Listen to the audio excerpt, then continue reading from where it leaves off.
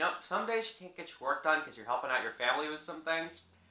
And some days you can't get your work done because your roommates are watching a Netflix documentary about pizza. If you're wondering why I missed the Sunday video, that's all the explanation you're getting.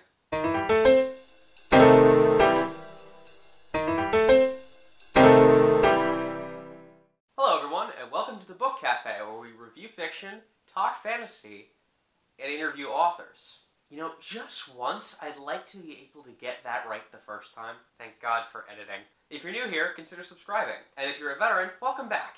We're going to finish last week's roundup of books I read in middle school with one of my old favorites, Scott Westerfeld's Midnighters trilogy.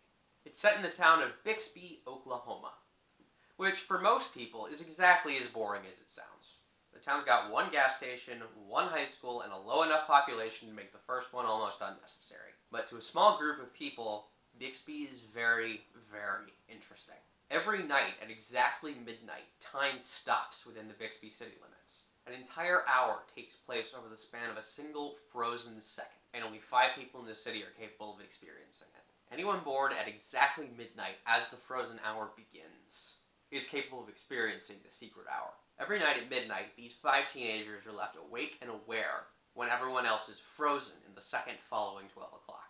Each of them, by nature of what they are, has special powers, which is critical for their survival, because they aren't the only things that inhabit the secret hour. Darklings, a race of shape-shifting monsters that inspired humanity's nightmares, built the secret hour as a sanctuary as soon as humanity learned to master fire. Within midnight, fire, electronics, and white light do not function. And so the 5 Midnighters are forced to defend a town that's physically incapable of pushing back its attackers. The story begins when a new girl named Jessica Day comes to town and discovers that she can see the midnight hour.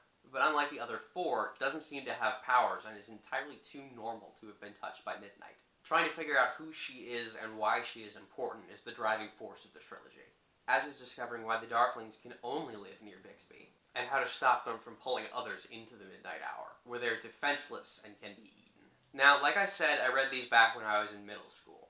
They're very YA, in the way the term was defined before Twilight and the Hunger Games. So if you're not fond of young adult fiction, this is not the series for you. However, I personally loved them.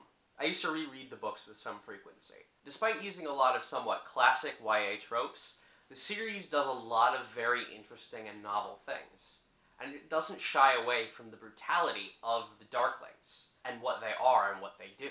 This is an ancient race that feeds off fear, and the author does a very good job of conveying that, and conveying the physical and existential horror that these things invoke in a way that's still pretty friendly to younger audiences. The characters have interesting personalities and flaws, and are built in such a way that a teenager would readily empathize with them, and an adult can see how they've been traumatized by having to nightly confront the source of human fear. The character evolution is surprisingly organic. There is one problem, in that, as the Midnighters note, the main character is kind of boring. And once they find out what her power is, it's a little unbalancing. A lot of the plots of later books necessitate her being somewhere else, or else there wouldn't really be any suspense.